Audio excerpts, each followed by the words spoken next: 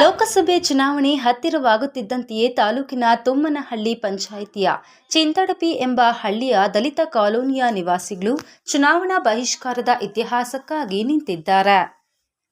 ನಮ್ಮ ದೇಶಕ್ಕೆ ಸ್ವಾತಂತ್ರ್ಯ ಬಂದು 70 ವರ್ಷ ಕಳೆದರೂ ನಮಗೆ ಇನ್ನೂ ಸ್ವಾತಂತ್ರ್ಯ ಸಿಕ್ಕಿಲ್ಲ. ಅಂಬೇಡ್ಕರ್ ಸಂವಿಧಾನ ನೀಡಿದ್ರು, ಬಲಾಢ್ಯರಿಂದ ನಮಗೆ ಯಾವುದೇ ರೀತಿಯ ಹಕ್ಕುಗಳು ಸಿಗ್ತಿಲ್ಲ. ನಮಗೆ ಸ್ಮಶಾನಕ್ಕೆ ಜಾಗ ಇಲ್ಲ, ನಿವೇಶನಗಳು, ಮೂಲಭೂತ ಸೌಕರ್ಯಗಳಿಲ್ಲ. ಅಷ್ಟೇ ಯಾಕೆ, ಸ್ವಚ್ಛ ಭಾರತ ಅಭಿಯಾನದಡಿ ಮನೆ ಮನೆಗೂ ಶೌಚಾಲಯಗಳು ಕಟ್ಟಬೇಕು. ಆದರೆ ನಮಗೆ ನಿವೇಶನಗಳು, ಮನೆಗಳೇ ಇಲ್ಲ. ಇನ್ನು ಶೌಚಾಲಯ ಎಲ್ಲಿ ಕಟ್ಟಿಸೋಣ? ನಮ್ಮ ಹಕ್ಕುಗಳು ನಮಗೆ ಸಿಗುವವರೆಗೂ ನಾವು ಮತದಾನ ಬಹಿಷ್ಕಾರ ಮಾಡುತ್ತೇವೆ ಎಂದು ದಲಿತ ಕಾಲೋನಿಯ ನಿವಾಸಿಗಳು ಆಕ್ರೋಶ ವ್ಯಕ್ತಪಡಿಸಿದರು. ಚಿಂತಡಪಿ ಗ್ರಾಮದ ಕಾಲೋನಿ ನಿವಾಸಿಗಳು ಡಾಕ್ಟರ್ BR ಅಂಬೇಡ್ಕರ್ ಭಾವಚಿತ್ರವಿರುವ ರಸ್ತೆಯಲ್ಲಿಯೇ ಬಹಿಷ್ಕಾರ ಮಾಡಿ ತಮ್ಮ ಅಳಲನ್ನು ತೋಡಿಕೊಂಡರು.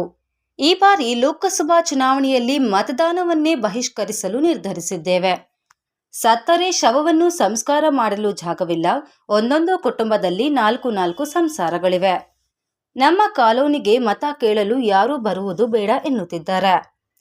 ನಾವು ಈ ಬಾರಿ ಮತ ಬಹಿಷ್ಕಾರಕ್ಕೆ ಮುಂದಾಗಿದ್ದೇವೆ.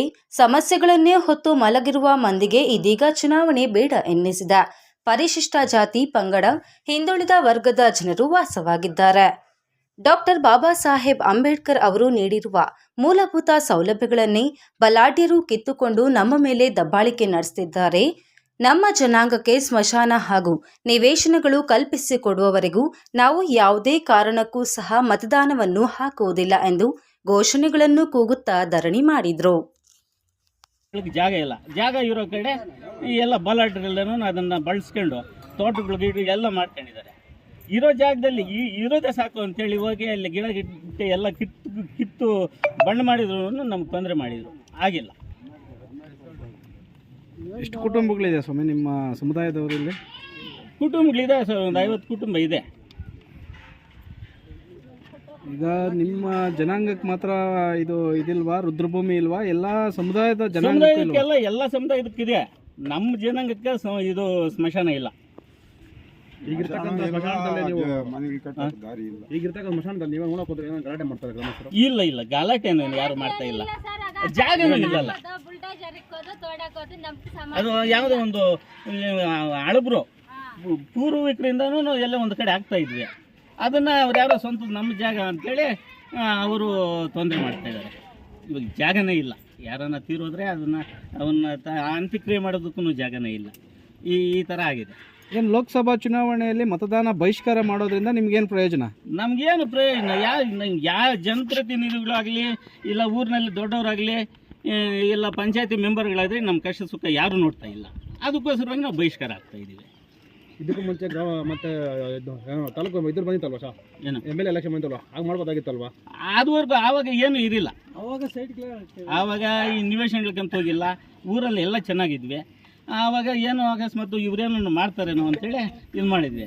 ಈಗ ಒಬ್ಬ ಗ್ರಾಮ ಪಂಚಾಯತಿ ಮೆಂಬರು ಊರ ಜಾಗ, ಸರ್ವೆ ನಂಬರ್ 2ರಲ್ಲಿ ಊರ ಜಾಗ, ಅದನ್ನಲ್ಲಿ ತೋಟ ಮಾಡ್ತಾ ಇದ್ದಾನೆ. ಇನ್ನೊಬ್ಬ ಉಪಾಧ್ಯಕ್ಷನಾಗಿ ಆ ಮನೆಗಳು 4 ಮನೆಗಳು ಬಡವ್ರಿಗೆ ಕೊಟ್ಟಿರೋ ಮನೆಗಳು ಆತ್ಮೆ ಹಾಕ್ಕೊಂಡಿದ್ದಾನೆ.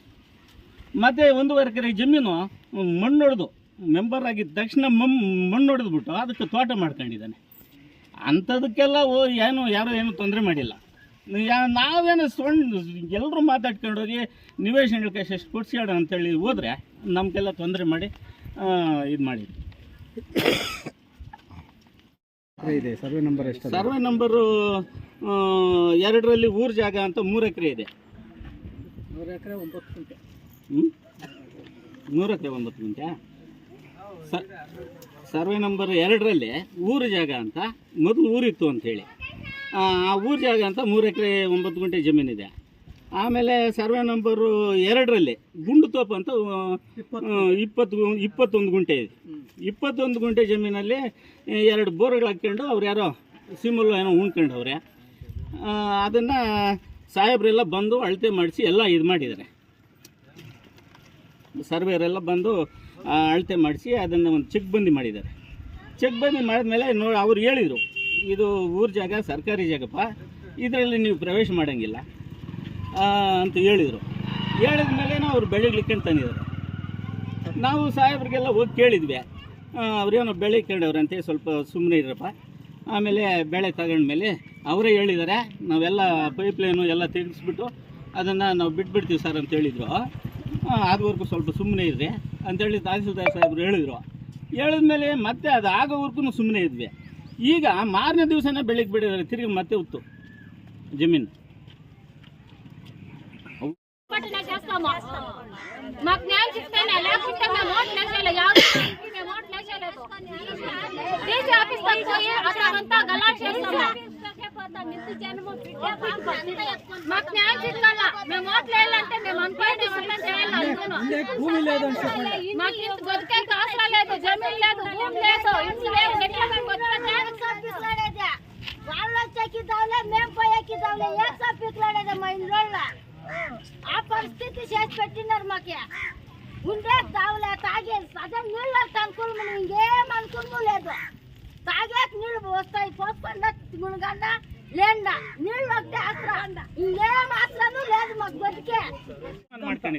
ಅವ್ರ ಸಿದ್ಧಾಂತ ಯಾರು ಕೊಡ್ಕೊಡ್ದ ಅವ್ರಕ್ಕಂತ ಬಹಿಷ್ಕಾರ ಅಂದ್ರೆ ನಿಮ್ಮನ್ನ ಊರಿಂದ ಹೊರಗಾಕಿದಾರ ಇಲ್ಲಾಂದ್ರೆ ಸೈಟ್ ಊರಿಂದ ಒಳಗಡೆ ಇದ್ದೀವಿ, ಊರಾಗ ಇದ್ದೀವಿ. ಅವ್ರಿಗೆ ಯಾವ ಕಾಲಕ್ಕೂ ಮಾದಿರಕ ಕೊಡ್ಕೊಡ್ದು, ಜಾಗ ಆ ಜಮೀನು ಬೇಕಾದ್ರೆ ನಾವೇ ಹಾಕ್ಕೊಂಡ್ಬೇಕು ಅಂತ ಅವರೇ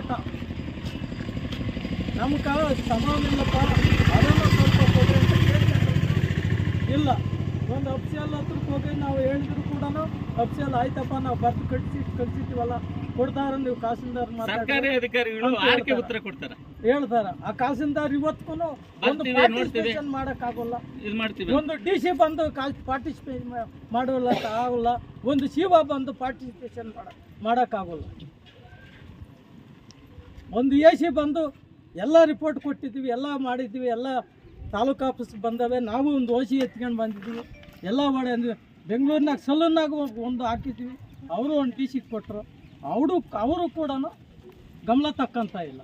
ಒಂದು 4 ಸರ್ತಿ ಡಿ ಸಿನೇ ಕೇಳಿದ್ದೀವಿ, ಅಪ್ಪ ಕೊಡ್ತಾರ, ನೀವು ಹೋಗಿರ. ನಾವು ಹೋಗೋ ಸೊತ್ತಿಗೆ ಇಲ್ಲಿಂದ ಹೋಗ್ತಾರ, ಒಂದು ML ಕೇಳ್ತಾರೆ, ಯಾರು ಕೇಳ್ತಾರೆ, ಯಾರಕ್ಕಿಲ್ಲ, ನಮ್ಮನ್ನ ಕಲ್ದಲ್ಲೇ ಕಳಿಸ್ಬಿಡ್ತಾರೆ, ತಿರುಗಿ ಬರೋಲ್ಲ. ಒಂದು ಪಾರ್ಟಿಸಿಪೇಷನ್ ಮಾಡೋಕ್ಕೂ ಬರೋಲ್ಲ. ಸರ್ ನೀವು ಕೊಡ್ದಿದ್ರು ಕೆಡ್ತು, ಬಂದು ಅವ್ರ ಕಷ್ಟ, ನಮ್ಮ ಕಷ್ಟ ಬಂದು ನೋಡ್ರಿ ಅಂತ ಹೇಳಿದ್ದೀವಿ. ಆ ಕಷ್ಟ ನೋಡೋಕ್ಕೆ ಬರೋಲ್ಲ ಅಲ್ಲ, ಇನ್ನೇನು ಮಾಡ್ತಾರೆ ಅವರು? ಸರ್, ಚುನಾವಣೆ ಟೈಮಲ್ಲಿ MLA ಅಭ್ಯರ್ಥಿನ ಆಯ್ಕೆ ಮಾಡಿರ್ತೀರಲ್ಲ, ಈಗ MLA ಅಭ್ಯರ್ಥಿಗೆ ಏನಾದರೂ ಈ ವಿಚಾರ ಮುಗಿಸಿದ್ದೀರಾ? MLAಗೆ ನಾವು 101 ಸಲ ಹೇಳಿದ್ವಿ, ಅಪ್ಪ ಎಲೆಕ್ಷನ್ ಮುಗ್ದೋಗ್ಲಿ ನಾವು ಮಾಡ್ಕೊಳ್ತೀವಿ ಅಂತ ಹೇಳ್ದಾನೆ ಅವ್ರೆ. ಒಂದು ನೀವು ಹಕ್ಕುಪತ್ರ ಯಾವಾಗನ ಕೊಡಿ ಸರ್, ನಮ್ಗೆ ಹಕ್ಕುಪತ್ರ ಬೇಕಾಗಿಲ್ಲ, ಪಾರ್ಟಿಸಿಪೇಷನ್ ಮಾಡಿ ಫಸ್ಟು. ಒಂದು ಶಿವಕ ಹೇಳ್ರಿ, ಶಿವನೂ ಬರಲಿ, ಒಂದು ಡಿ ಸಿ ಬರಲಿ,